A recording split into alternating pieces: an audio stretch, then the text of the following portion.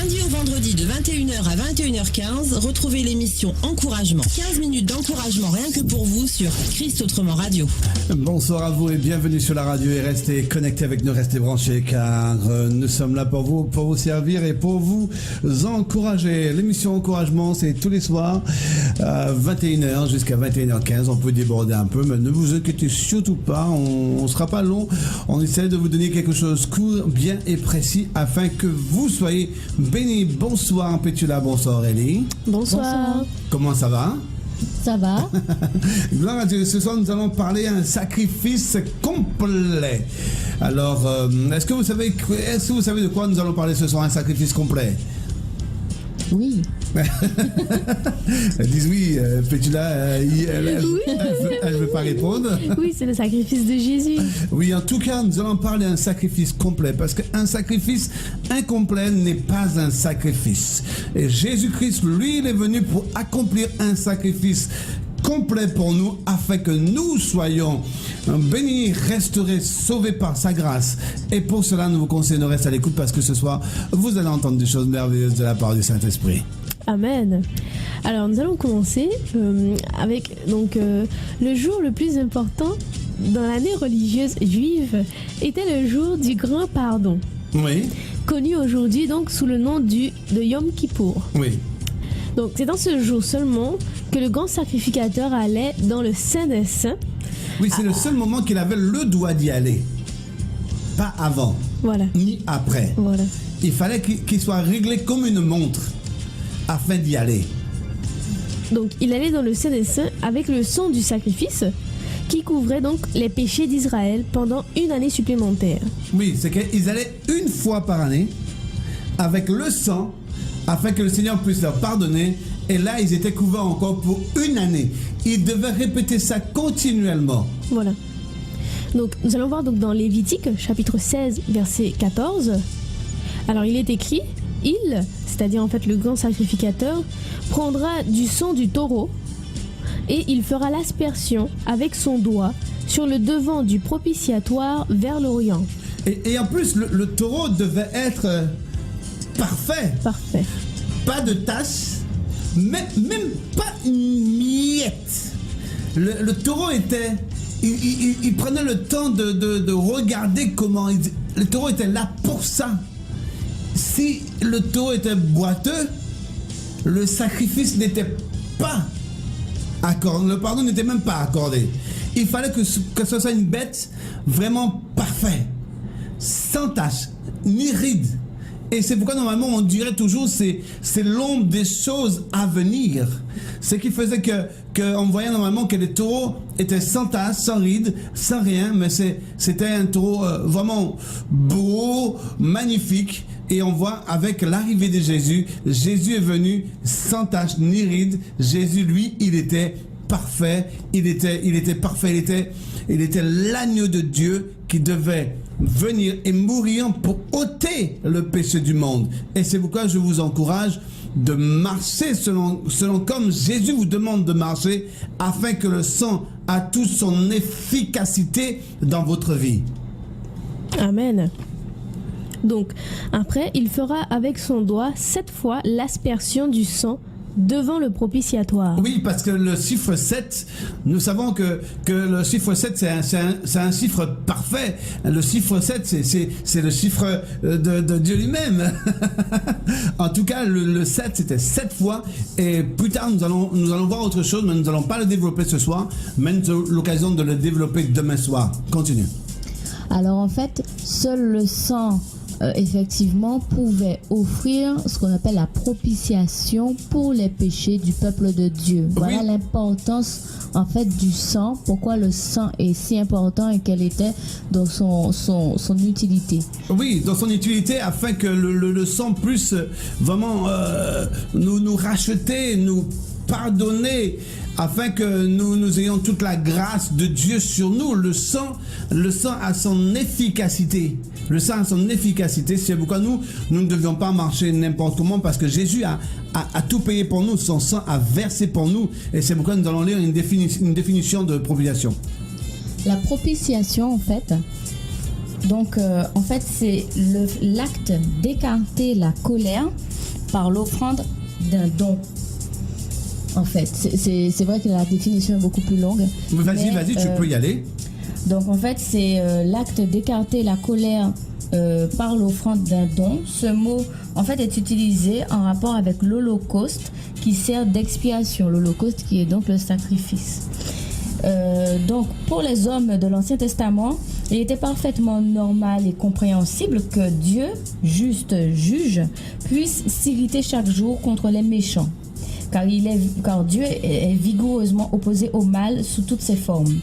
Mais ces hommes en fait de l'Ancien Testament découvraient en même temps, avec étonnement, qu'il est un Dieu compatissant et qui fait grâce lent à la colère, riche en bienveillance, et que sa colère pouvait être écartée par l'offrande du sacrifice approprié.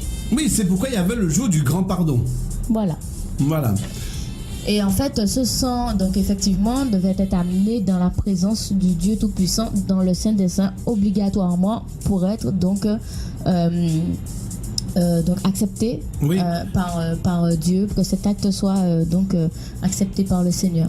Oui, déjà même le grand sacrificateur, lui, normalement, il devait avoir une vie aussi bien réglée.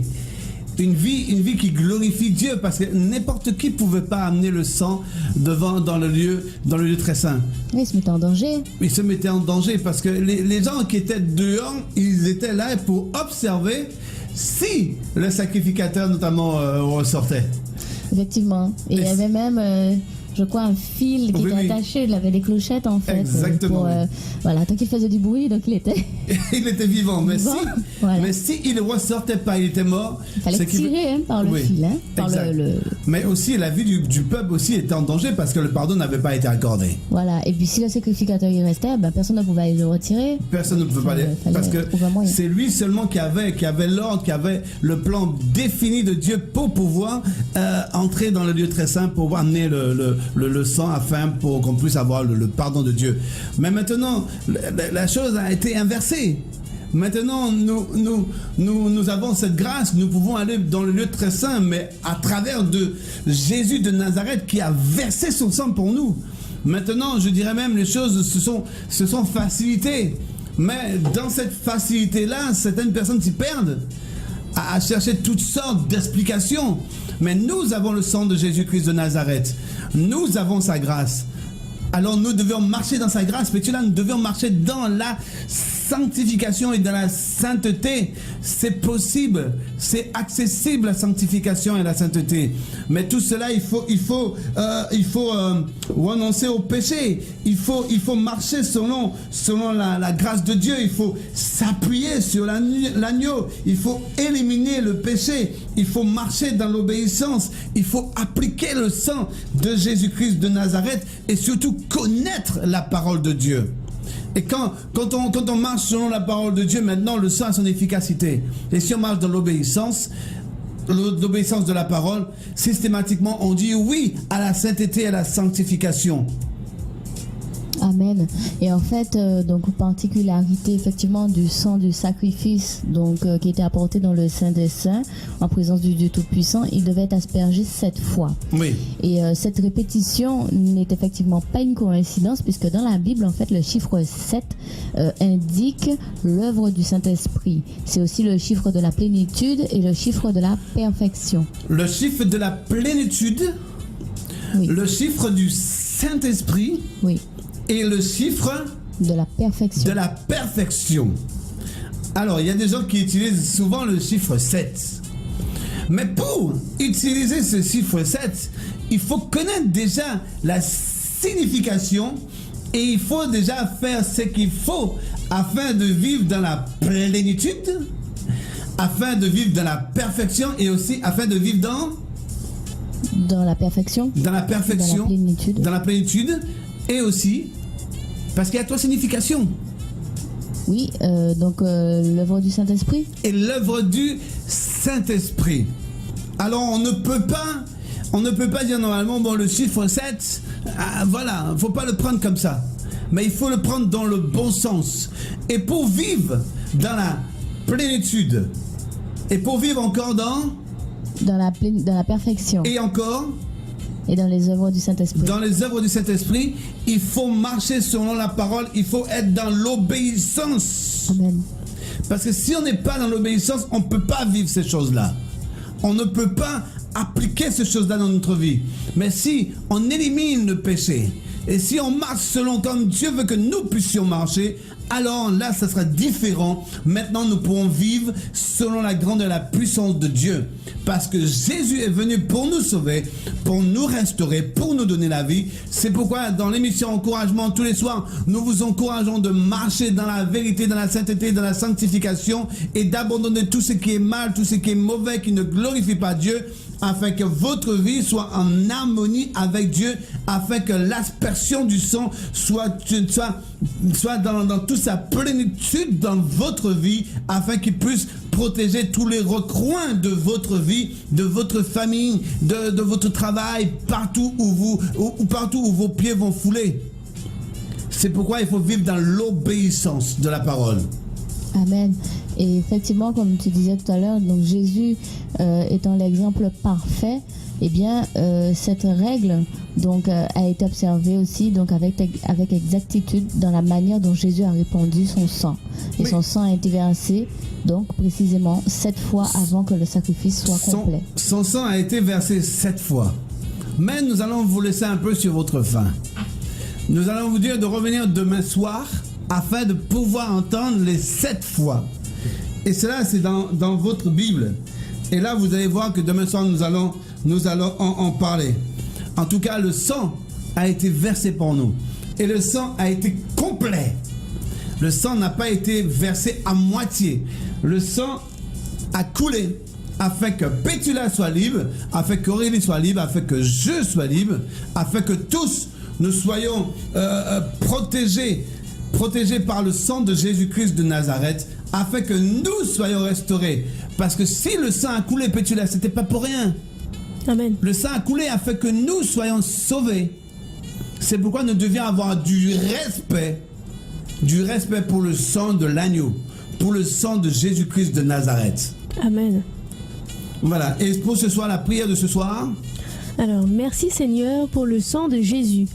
Je proclame que son œuvre complète sur la croix a ôté mes péchés. Je rends personnellement témoignage à Satan de ce que dit la parole concernant l'efficacité du sang de Jésus sur moi. Amen. Amen. La prière que tu viens de faire à l'instant dit surtout: je rends personnellement témoignage à Satan de ce que dit la parole concernant l'efficacité du sang. Je proclame que son œuvre complète sur la croix a ôté mes péchés. Voilà pour ce que Jésus il est venu. Il est venu accomplir son œuvre, il l'a accompli parfaitement. Pas à moitié, c'était complet. Mais là, nous aussi, nous devions marcher dans cette plénitude, dans cette perfection. Et nous devions marcher par le Saint-Esprit, afin que nous puissions hériter pleinement de cette grâce. Et surtout, une chose qu'il faut comprendre et il faut savoir, c'est l'obéissance à la parole de Dieu. L'obéissance à sa parole, la sanctification, la sainteté, repousser le péché parce que le sacrifice est complet, s'appuyer sur l'agneau, éliminer le péché, marcher dans l'obéissance, appliquer le sang et connaître la parole. Parce que quand tu connais la parole, maintenant, la parole fait vie en toi. Et quand la parole fait vie en toi, c'est que tu as laissé cette graine-là te toucher afin que tu puisses grandir selon la parole de Dieu. Et quand tu grandis dans la parole de Dieu maintenant, tu abandonnes ce qui est mauvais.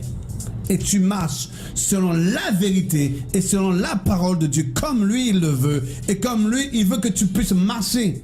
Parce que personne ne peut se sacrifier pour toi. Il y en a un qui s'est déjà sacrifié. Ça fait plus de 2000 ans, il s'est donné. Ses côtés ont été percés, ses mains ont été clouées pour toi, afin que tu aies la vie et que tu aies la vie en abondance. Alors marche dans la vérité et marche selon lui et marche dans l'obéissance de la parole. Que le Seigneur vous bénisse. Bonne soirée. I love you. C'était l'émission l'émission Encouragement sur Christ Autrement Radio.